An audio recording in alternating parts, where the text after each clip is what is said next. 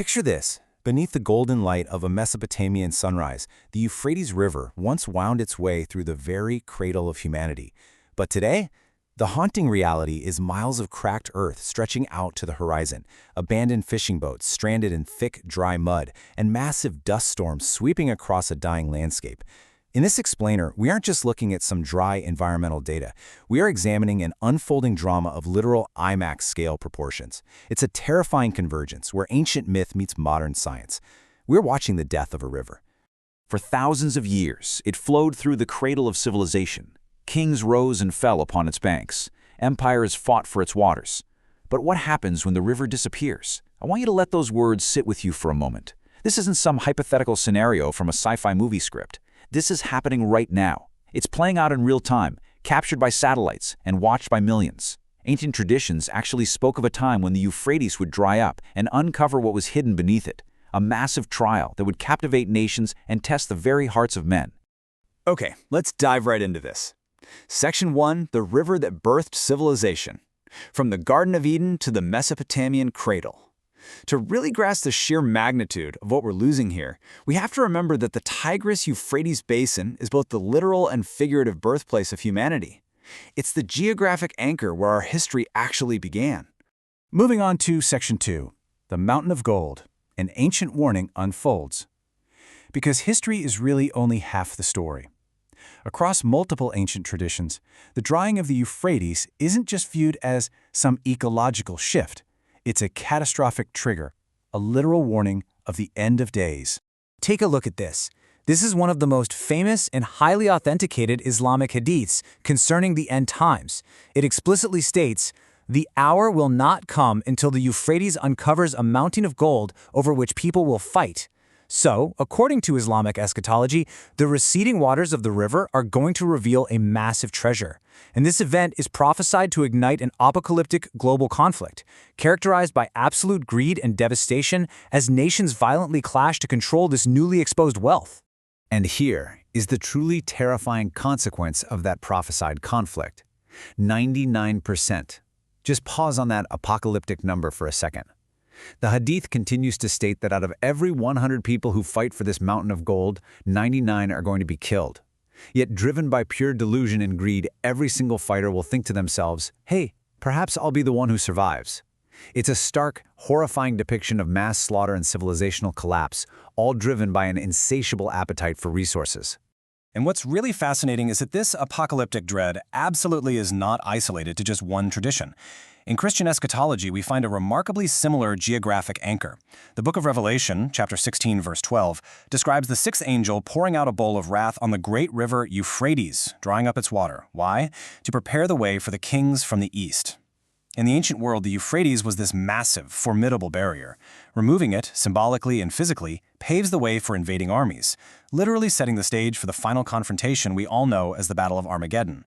Now, what's really interesting about this next slide is how it pivots. Section 3, a 2040 climate catastrophe, when science mirrors the myth. Here, we leave the realm of ancient theology and step into the harsh, glaring light of modern empirical data. The mythic dread of a vanishing river is now backed by undeniable, terrifying mathematical reality. The Euphrates is dying, and we have the satellites to prove it. Just look at this timeline. Back in the 1970s, the river provided an abundant flow. We're talking roughly 5,900 cubic meters of water available per person per year. Fast forward to the decade between 2003 and 2013, NASA's twin GRACE satellites tracked a staggering loss of 34 cubic miles of fresh water from the basin. To put that into perspective for you, that is the equivalent of 13 million Olympic-sized swimming pools just vanishing into thin air. And the terrifying endpoint? The Iraqi Ministry of Water Resources has issued formal, chilling warnings that if current trends hold, the Euphrates could be a completely dry riverbed by the year 2040. We have to remember the immense human stakes here. 60 million people. 60 million men, women, and children across Turkey, Syria, and Iraq currently depend on this rapidly vanishing river system for their drinking water, for agriculture, for their absolute basic survival. When this water disappears, we aren't just talking about a shifting blue line on a map. We're talking about a mass humanitarian catastrophe on a scale the modern world has rarely seen. Section 4, Geopolitics and Water Wars, Anatomy of a Collapse. So how did we get here? Well, this isn't just natural climate change. It is a highly volatile, deeply destructive mix of man-made engineering, political weaponization, and systemic governmental failure. We are literally watching the anatomy of a collapse happen in real time, piece by piece. 22 dams, built straight upstream. Turkey's massive southeastern Anatolia project, utilizing colossal structures like the Ataturk Dam, has effectively choked off the river's natural downstream flow before it even reaches the borders of Syria and Iraq. Water is literally being weaponized. International treaties mandated a flow of 500 cubic meters per second, but the reality? That flow has been slashed down to just 200. This drastic reduction is absolutely crippling downstream nations, actively turning a shared natural resource into a geopolitical weapon of war. And the immediate fallout? Lethal disease. With the reduced flow, the remaining water becomes stagnant and heavily contaminated, triggering severe outbreaks of cholera, typhoid, and measles. Medical infrastructure is shattered, and basic vaccines are basically non-existent. And the economy is disintegrating right alongside it. Iraq is losing 5% to 8% of its entire GDP annually simply due to environmental degradation. Rural farmers are being forced to abandon lands their families have worked for millennia. The once great Fertile Crescent is quite literally turning to dust before our eyes. Let's move to and see how this builds in Section 5, where science meets prophecy. The 2040 Convergence. We've examined the ancient prophecies. We've looked at the hard geopolitical data.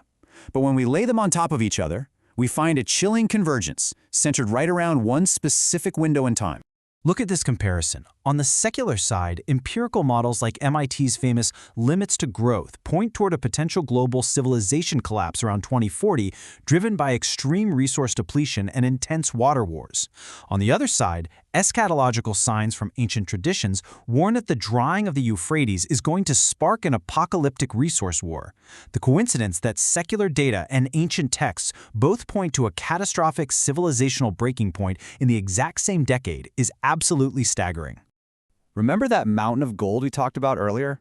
Well, while historically people viewed it as literal buried treasure, modern geopolitical analysts are interpreting this prophecy through a very contemporary lens. The gold uncovered by the receding waters could easily be black gold, the massive oil and natural gas reserves of the Middle East. Or, honestly, even more frighteningly, in a world facing extreme climate shocks, that gold might simply be the priceless, conflict-inducing value of the remaining fresh water itself. The ancient metaphor maps perfectly onto our modern resource wars. And this brilliantly illustrates the post-collapse power shift we might see. If this 2040 convergence triggers these projected collapses, we're looking at a radical reordering of global power between 2040 and 2100. We'd see aging populations in the global north struggling with steep decline. A massive youth boom would empower the global south. We'd witness climate-induced mass migrations completely redrawing global borders. And, perhaps most significantly, from the ashes of a secular collapse, there's likely to be a desperate global search for new spiritual and moral governance. Section 6, Humanity's Final Revelation, a trial that will test the hearts of men. As we bring this vast picture back into focus, we really must recognize that the story of the Euphrates is, ultimately, the story of us. Its cracked, dry bed stands as a stark monument to our global hubris and political divisions. I want to leave you with this final, haunting thought. As the waters recede, as geopolitical tensions mount, and as that terrifying deadline of 2040 rapidly approaches, we are left staring into the dried basin of the cradle of civilization.